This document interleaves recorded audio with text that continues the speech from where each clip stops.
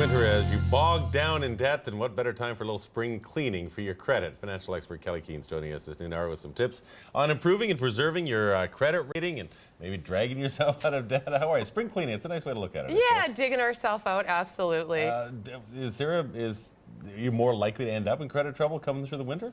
Well, I mean, certainly we've got Christmas debt. Yeah, still left over. That's true enough. Still left over. Canadians are $752 billion in debt with just consumer debt alone. And a number of studies have shown that we actually, on average, 75% of Canadians have less than 3 months savings in a bank account. So, you know, if something does happen, they're obviously using their credit cards It's to... like reverse savings these days, where, well, I don't need savings. I can just use credit. I know. So it gets thrown out the window. Anyway, credit reports. Talk about those a little bit, because that way you can find out where your credit rating is and explain what impact that has on you. Yeah, and it's not just for people who are grossly in debt or having problems. It's also people, you know, for someone who has great credit to make sure that it stays that way. So what we want to do, there's 2 reporting agencies in Canada. There's TransUnion. You can Google both of them. TransUnion and Equifax, I find, tends to be the more used one and consumer friendly. I mean, they're both consumer friendly, but those are the 2 main ones. They have lots of great tips on their website, like we're going to talk about today as well. Okay. And so you just go in there and you can get a credit. Does it cost you any money? Yes, great question. So what you can do is you can rate and get a credit report for free. You can also go, I'm more familiar with Equifax, so you can go in Equifax and for $15 and change, you can get one type of credit report, the same one that you would get for free if you rate in. You can get it instantly on the internet. Oh, okay. Or for $23.95. So you're paying for the convenience of instant satisfaction, but you can get it for free through the mail. Okay. Exactly. And for $23.95, you'll get your credit score.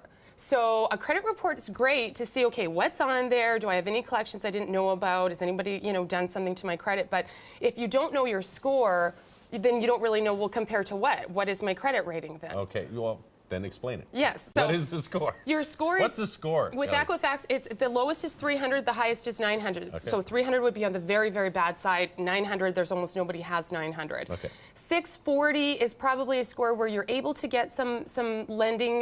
You know, you're all right with the lenders, but you're still in trouble. So if you're under 640, probably under 700, you have to do some work to repair your credit. So first thing is, where am I at? Okay. What is my credit score? And the impact of your score. So is it just basically as to whether you can get credit? Whether you can get credit, whether you can negotiate a mortgage reduction, let's say, an interest rate reduction with your bank. If your rating's higher, they'll give you a better interest rate. Absolutely. And, you know, you might not be able to get a mortgage at all. You might not be able to get a credit, you know, card at all. And it can be cleaned. The good news is it can be cleaned up really easily. Okay, and it doesn't take that long.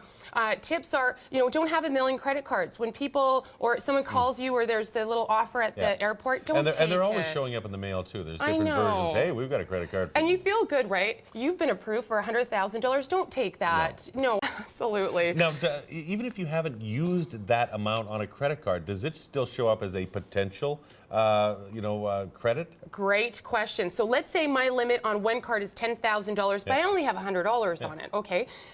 The lender will usually factor that into their lending criteria because you could tomorrow go and rack that up. However, on your credit bureau, that looks really good. You want to make sure that you're never over 75% of what your maximum amount is. Okay. You don't want to just be like right at the limit, because that's definitely going to ding you down on credit score. Okay. If you have too much credit, you know, you have way too many credit cards, that's going to ding you down on credit score. Late payments, obviously make your payments on time. Even if it is that minimum payment, which ideally you don't want to just make the minimum, you want to pay them down more, but you have to make those at least. Have to. So if you are late 30 days, that's one ding. If you're late 60 days, that's really bad. If you're late 90 days, that's really going to pull your score down. So if you have a bad score, make those payments on time for every single credit card. Yes. Okay, I don't want to run out of time without talking about this. For people who are stay-at-home moms or stay-at-home dads in some cases who aren't maybe doing the financial stuff, it's really important to have your own credit card and your own credit rating, isn't it? Yeah, because to have no credit is almost as bad as... It could be as bad as having bad credit. Like, so if you have a credit card, let's say I have a credit card, my spouse has allowed me to have a credit card on their account. I have my name on it, but I didn't qualify for it. You are not building credit. So in that instance, I never recommend going and getting a department store credit card, but you could go and get maybe a $300 department store credit card. Just to build up your credit, because if your spouse passes away or you divorce, you are left, you think you're building a credit report, but you're not. Awesome. Well, okay, I had a whole bunch more questions, but we're out of time. I know. I hate that. I know.